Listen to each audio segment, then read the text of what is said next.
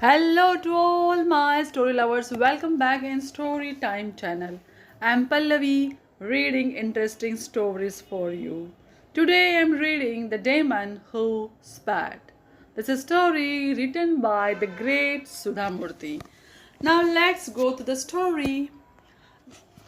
There once lived a powerful demon named Gaya. One day, Gaya was riding his chariot in the skies.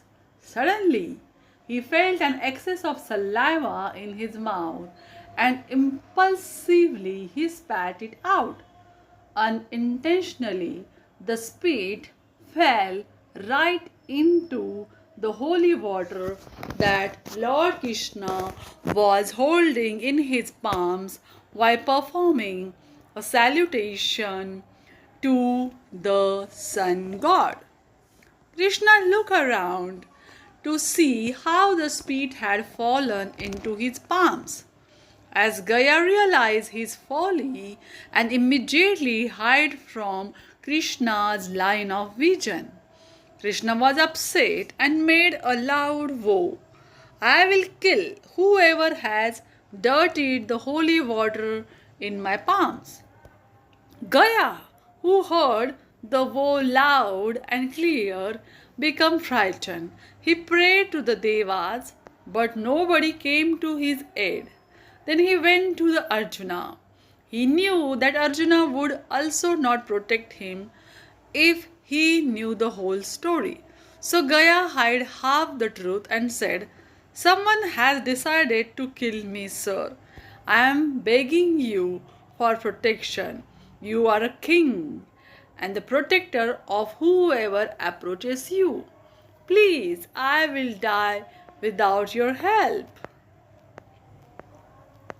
Arjuna took pity on Gaya and forgot to ask him for more details. What a state for a powerful Asura to be in! In a hurry, he assured Gaya, Please don't worry, I will protect you, no matter what. Sir, please promise me that in name of Krishna, only then will I believe your words. Of course, I always keep my word. But for your satisfaction, I take a truth oath in the name of Krishna and I promise you that nobody will lay a finger on you. Gaya breathed a deep sigh of relief. Now tell me, who wants to slay you? Asked Arjuna. It is Krishna himself, came the timid reply. Arjuna became livid. Why didn't you tell me that before, Gaya? I don't want to fight Krishna. He is my dearest friend and my protector. Alas, how can I fight him? Arjuna regretted the promise he had given Gaya. Arjuna's family heard the news, and his brothers, mother, Kunti, and wives, Draupadi and Subhadra, began discussing the way forward. Dharamraj said, It's duty of a king to fulfill his words. But at what cost? Questioned Subhadra. You should punish Gaya and kill him, advised Bhima. He has hidden information from you. But there was no solution in sight, and the family was worried. Draupadi prayed, Krishna will help find a solution for us. Just then, wandering sage Narada came to the scene. He patiently heard their problem and said, I think the best way to handle this is to meditate through Subhadra, who is also Krishna's sister. That sounded like a good idea to everyone. Who better to mediate than Subhadra? Subhadra immediately set out to meet her brother in Dwarka. Narada, however, also departed and quickly made his way to Dwarka too. Before Subhadra could reach and meet her brother, Narada met Krishna. He said to him, Your brother in law Arjuna has promised his protection to Gaya, the same demon who spit in your palms. Subhadra is on her way here to speak to you in an effort to reach some sort of compromise. Please do as you think best. When Subhadra finally met her brother and apprised him of a situation, Krishna was firm and refused to compromise. His wives Rukmini and Satyabhama supported his decision. In the end, Krishna said, Subhadra, you must choose to support one of us, either your husband or your brother. You cannot have it both ways. Brother, you put me in a very difficult position. I do not want to choose sides, but if I must, I choose to stand by my husband in this matter. The writing on the wall was clear. The danger of an impending war was all too real. Soon Krishna and Arjuna faced each other in the battlefield. Two men who were dear relatives and even better friends found themselves opposite sides as enemies, all for the sake of the Asur Gaya. It was then that the Devas intervened and brought the war to a halt. Gaya apologized to Krishna profusely and became his ardent devotee. Later, Gaya prayed to the Lord in his form as Vishnu and became a very powerful in time. As is the case with Asuras, he also became arrogant. He abused the Devas and the common folk until the Devas finally approached Vishnu to seek his help. Vishnu heard their pleas and smiled. I'll take care of everything, he said, and sent them on their way.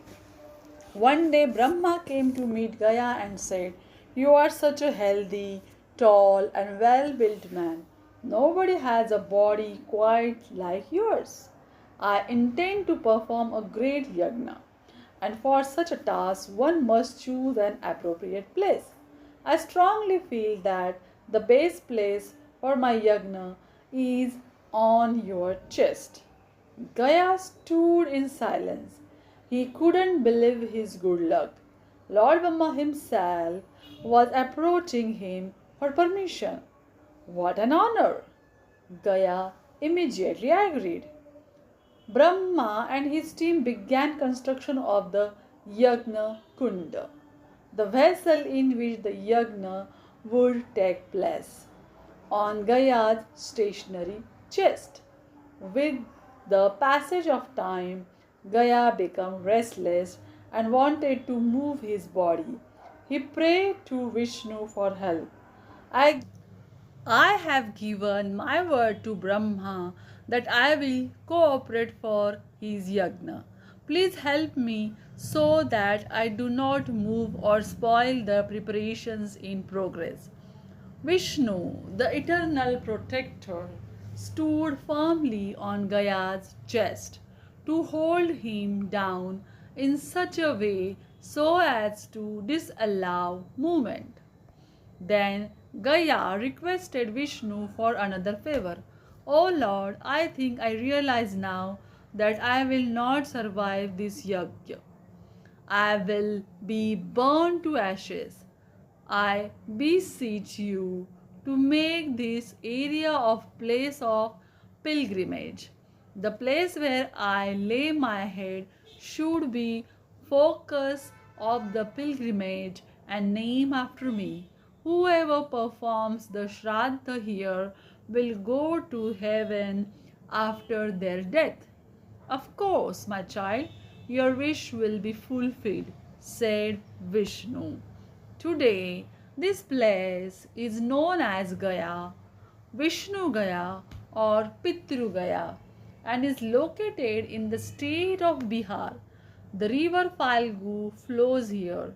The place where Gaya laid his head is known as Gaya Shirsha, and Vishnu's footprints can be seen here.